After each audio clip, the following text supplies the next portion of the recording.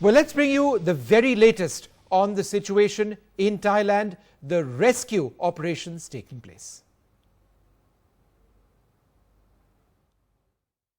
Will we all be able to breathe easy soon?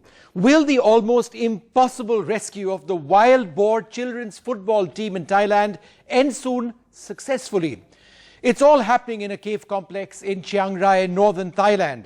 In all cases, there are reports that they've been brought out unconscious, which led some credence to the theory that they may be brought out in a mini submarine like this, which Elon Musk, the inventor, says that he is supplying the Thai rescuers, or perhaps a modification of this. Basically, to prevent panic, the kids may be put in a device in which they can breathe air safely. They are unconscious, but they can be speedily pushed through the narrow caves.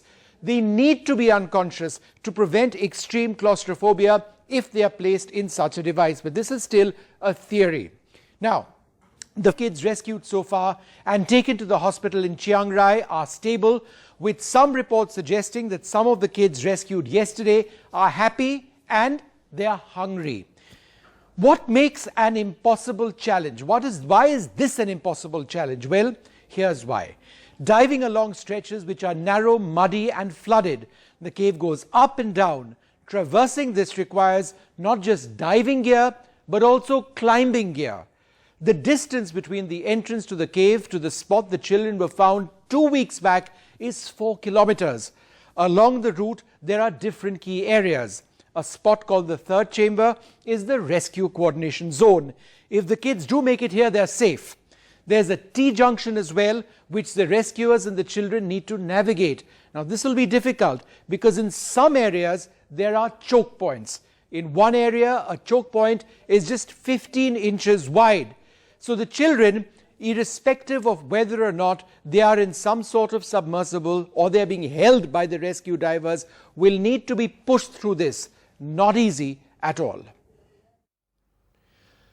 Well, it is an incredible operation, whatever has happened so far. Joining us now, Samsok Kasadipradit, the managing editor of New 18 channel.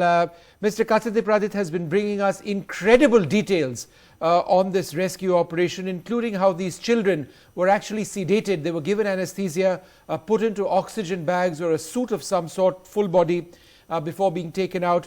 Commodore R.S. Dhankar, retired Principal Director, Special Operations and Diving of the Indian Navy, one of the Navy's most experienced divers, back with us in the studio. Also joined by the child psychologist Renu Goyal. Thank you very much, ma'am, for being with us. Mr. Kasadipradit, firstly, have operations today been suspended? Are we going to see the last batch of children and their coach come out tomorrow? Yes, absolutely, because still 5 people left out, including the youngest boy, 11-year-old. He playing as a forward striker for the wild ball team. And the other one is the coach, who is the oldest. He is 25 years old. Tomorrow all 5 could be rescued, I think, because today all boy has been rescued already, and including totally now is 8 boys has been moved from the cave.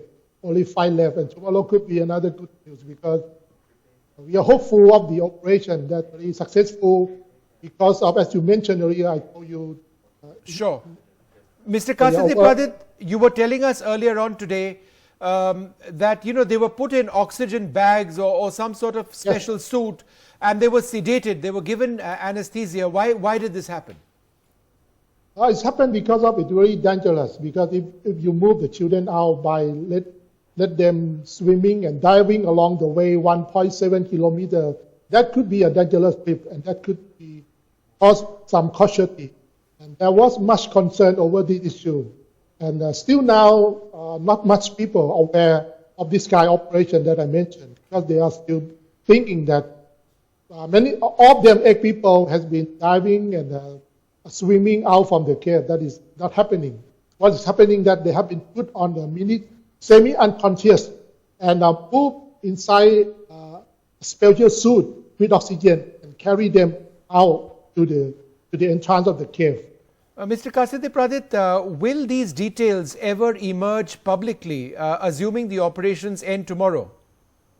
Yeah, I think the government could might make any clear or make a press conference over the issue, because so far now, no one discussed over this.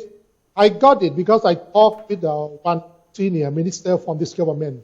And Right. he aware of what's going on, and he briefed me on this. So I make the report on my channel, and I also report it on your channel. So to, that to is know what. sure. So it's incredible detail that you've been able to get. Renu Goyal, let me come to you next, ma'am. These children were in this cave Yes. for 2 weeks. You know, I mean, there is the physical strength aspect. You know, having to go through this entire journey. There is also the emotional aspect of all this, the psychological aspect of all of this. Now that many of these kids are out, the majority of them, in fact, what are some of the psychological concerns which their parents and medics and doctors and teachers will have to look out for? Yeah, there would be definitely a lot of psychological stress in the boys. Some boys may be fine after a few weeks, but in some children, the traumatic experience could be lasting long. And a few percentage of children might experience some serious mental health problems like trauma, PTSD, like post-traumatic stress disorder, depression, conduct problems. So there are various psychological aspects. So there could be like possibility if they can go with proper counseling and therapeutic psychological treatments, so that would be good for them initially. Okay. Commodore Dhankar, you know, we were discussing this yesterday, and yesterday we felt that, look, you know, I mean, they are going to be diving in parts, that they would be assisted, and that there is a line so that guides them. But this is an interesting and risky way in which they brought out. But obviously they did a risk analysis and they felt that these children needed to go out this way. How does it work in this oxygen bag? See, I must appreciate in this whole thing the divers themselves, because they have taken the whole onus on themselves now. And in the cost benefit analysis or risk benefit analysis, I feel now that if they are put in this probably a portable hyperbaric sac, not a chamber, it will be a sac. Yeah. So, if it has been put in that and the boys have been got in semi unconscious state, maybe to take care of their phobia inside. So, they have been sedated that way. The whole onus of their transportation shifts on the divers. And I think they have done it because they were totally under pressure, because they had to rescue them in a limited time frame. Yes. So, there was no adequate time to build their strength, to train them the way they wanted.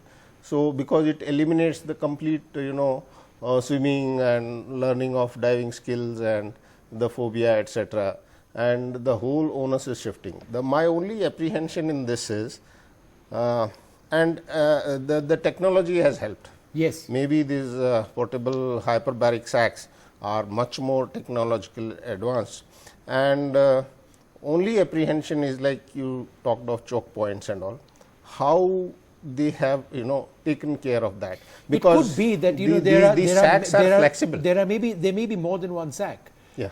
In these areas where there is level ground, it could be that the children are transferred from sac to sac. See, something dramatic as here another thing which comes into play is that okay, they go through the water in the sacs. Okay, somehow the divers also manage to take them through the choke points, and after that they come to the command post. From there also they are being carried by the divers only, because they are unconscious. Yes. So the whole onus has been taken on by the divers, and that is very, very appreciable. And if you come to think of it now, that was the, I think, best way available, alternative, and in this the technology has played a lot of part. Sure. Mr. Kasati Pradit, how has this always been a race against time because of concerns of rain? Well, the situation of rain now is not much worrying at all, because not much rain during the past several days, and today operation also much faster than yesterday. Yesterday they spent around 8 hours But for today, only 5 hours or 6 hours. So it's much faster because of the lower of the water in the cave. That allowing divers to go much faster. And then tomorrow could be the final day, and I think everything would go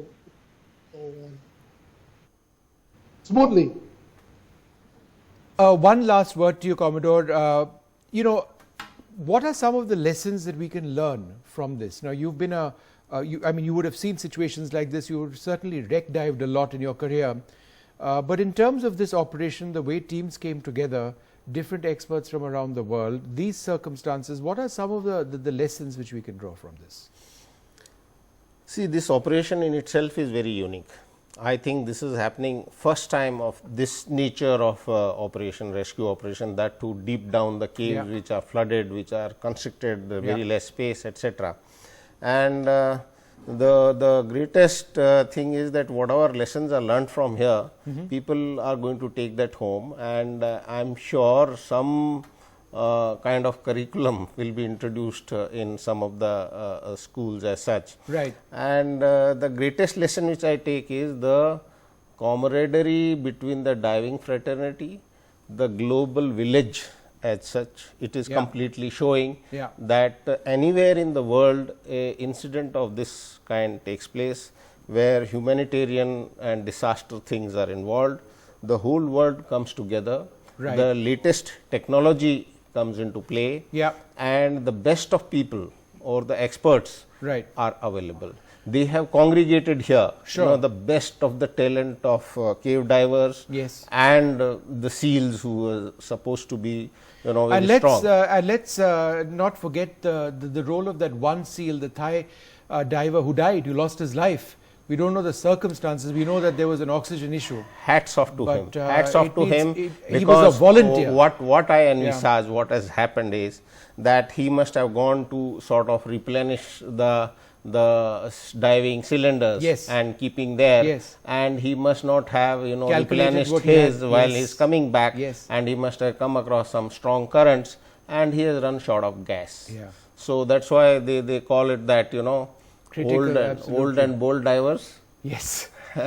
There are no old and bold divers. They aren't. They're either old or bold. Yes. I'd like to thank all of you very much for joining us. Hopefully we will see a happy end to what has been a huge crisis in Thailand, but these children and the fact that they've all gotten out so far and apparently their condition is okay, that's welcome news indeed.